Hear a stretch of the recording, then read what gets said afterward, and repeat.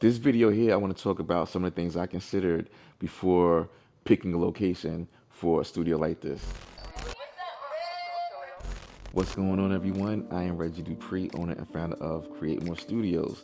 I recently opened this studio. I don't know if you follow me in my content or if you just stumbled upon my page or if you know what's going on, but I opened up this studio recently for podcasters, photographers, content creators, videographers to come here and create content.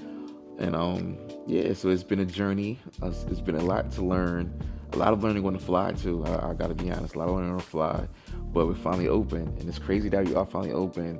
Something I had dreamt about for like 10 years, opening something like this, and that's finally happening. So this video here, I want to talk about some of the things I considered before picking a location for a studio like this. So I got a list. I think it's like 7 things.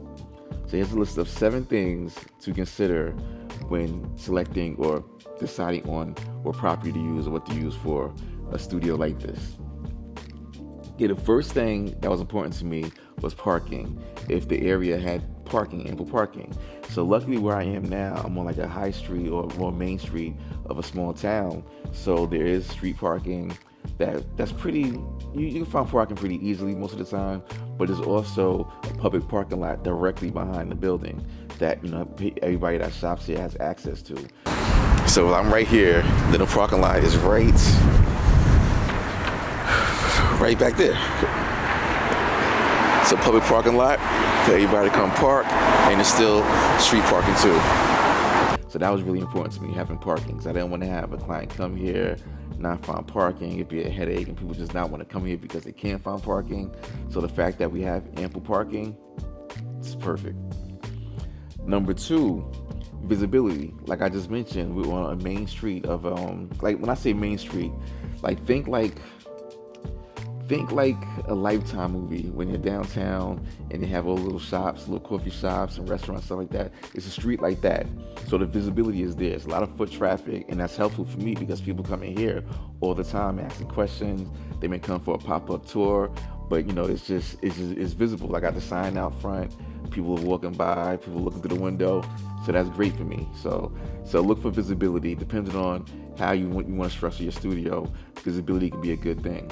Also with visibility, because the street that I'm on is very active, you have a lot of shops, you have a lot of stores, restaurants. There's like a bar at the end of the street or the end of the strip, and then there's like a waterfront at the end of the strip. So it's very busy down here. They also have a lot of events like a food truck festival on Tuesdays throughout the summer. They have what you call them things, parades up and down the street for holidays. So I'm in a pretty busy area, and that was important to me as well because I wanted that foot traffic to come in to see what we're doing, to get excited about what we're doing, and then use the space. So number 3, food options. And I didn't realize how important this would be, but every time someone comes here to record, they always ask, what's good to eat here? Where can we get food? So luckily for me, like I said, we're on the main street here. Luckily for me, right next door, we have a soul food restaurant. Shout out to Taste the Soul. Shout out to Ms. Nancy. That's right next door. Then we have a pizzeria on the other side of me. And right across the street, we have, I don't know how you would describe it, but I guess like a Mexican fusion type place. They got tacos, cheesesteak sandwiches, burgers, all that directly across the street. So, and even down the street, there's more restaurants. Not far from here, we have other restaurants. We got a Wawa. We got a whole bunch of food options in this area. So we can actually walk to get food or have it delivered. It's right here, very convenient for our clients. 4, the reason why I chose this space is because I have storage in the back. So that's important too, because because I have storage, if I have a few chairs out front in the studio that people are using, then I may have furniture that people aren't using, I can put that in storage. If I have an event, I can put all of my equipment in the back room, so I can, so you can have this front room here free for all the other, like the chairs and the tables and stuff like that, without everything else getting in the way. So storage is really important. So I have a huge room back there that I can stack chairs up in, or I can put a light there and everything like that. So that can really come in handy. So storage is really important for something like this. Let's see where we at. We at 5. Local competition. You definitely want to do your research before you open up a place like this to see who's in the area that's doing something similar to what you're doing. Luckily for me, there weren't many. And the way I found out was mainly I went on Peerspace to see who else had bookings available in the area. So you can check out Peerspace. Obviously, you can go to Google, check your Google Maps. Where else? Just search on Twitter or wherever you want to, or X, whatever. But do your research in your area. I don't know how you would do it, but do your research. Like I said, Peerspace, Google Maps, um, Apple Maps. Just do your search to see if there's anything in the area that's doing what you're doing. And then even if there is, figure out a way that you can differentiate yourself from that business, right? So there is a place here. Well, I'm actually friends with the owner now too. He's a photography studio right around the corner. So we do different things. I focus on video, podcasting. He's focused on photography, things like that. So there's always a way to differentiate yourself from your competition. So even if there's somebody in your area, I always say there's enough out here for everybody. So yeah, you can always differentiate yourself from what your competition is. So if you even consider that competition.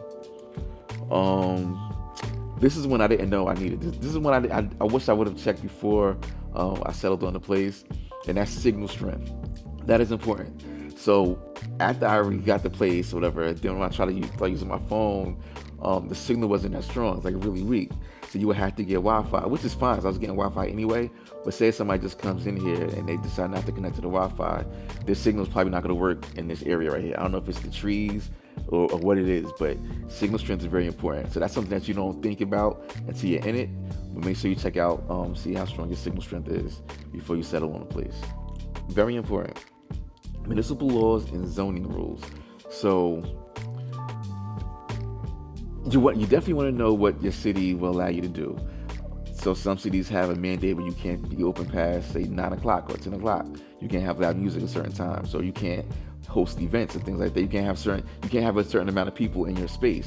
Make sure you find out those rules in your area before you decide on the place, because that can really bite you in the butt later on. There were some things that they said I can't do here. So, that kind of sucks, but it is what it is. If I'd have looked into that earlier, I probably would have picked something else, or now I just had to adjust, which I did. So that's fine. I know for some, I think you need to have like a kitchen or something like that to be considered. Well, I don't even know. I don't want to get into any all those legal mumbo jumbo stuff, because I don't know it myself, so I don't want to give out wrong advice. But just make sure you know your zoning laws and municipal laws and things like that, as far as permits and what you can and cannot do as far as zoning goes. And lastly, and this is something I didn't think I would need. Well, I wouldn't say I didn't think I would need, but I wasn't looking for it. But public transportation. Depending on where you are, if you're in a town, if you're in a city, public transportation can work in your benefit. So directly right across the street, I have a light rail that runs up and down the coast of New Jersey, right? So it goes all the way down to like, I think, where does it go? Like Camden or something like that, or Philly or something like that. So people from Philly can come here. People from up in North Jersey can come down here, and it's literally a train station directly across the street. So that's perfect. So you never know who's gonna come see you, who's gonna come on to visit you, who may not have a car that wants to come visit you. That just gives another option for somebody to use your space, another option of transportation for somebody that wants to use your space. So to recap, let's see. So parking is important. Visibility. Again, I'm on a busy street here. Food options for restaurants and things that people want to eat while they're here.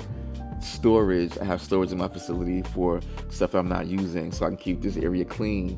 I will give you a tour right now too, but it's a mess. But I can keep this area clean and have all the storage and all the extra equipment in the back there. Local competition. See who's in your area doing something similar to you. And if someone is, try to differentiate yourself from them and make yourself different. Stand out. Signal strength. My phone does not work in here. Well, my phone works, but my signal from my phone, like internet, browsing, whatever, does not work here. So you have to get Wi-Fi where I am. So signal strength is something you want to check out. Municipal laws and zoning rules. Make sure you see what the city allows you to do and what they won't let you do. Public transportation. That's a good look. I got a train station right across the street. People from all over can come here easily, but I have to worry about driving, and it's been great. So those are some of the things to consider. That's some of the things that I considered before I settled on the place for my content studio. So thanks for watching. Make sure you subscribe, like the video. I plan on sharing more tips like this and just sharing my journey, the process, and what it took to open up this space. So make sure you follow along, and let's create more and consume less. So this is what I mean by small town. Because when I say small town vibe, think like a Hallmark movie, right? You know, the movies where the young girl grew up in a small town, she moved to the big city for a big executive position at a marketing firm, right? So she comes home for Christmas, and then the town, they have like a little holiday festival downtown, and she runs into her ex-boyfriend or high school sweetheart, and then her black friend telling her, girl, go out there what you want. This is what I mean by that. Small town vibe, small town, Main Street type vibe, and it's real cool. So you see a lot of shops down there. Shout out to Miss Nancy's, Taste of Soul, and yeah, and we got restaurants down there too. Forest Street, you got the light rail station right there, public transportation. So you got everything you would need in a location like this. Everything I need anyway. But location can really make or break your business. So be careful. Do a lot of research with the location that you choose, and good luck.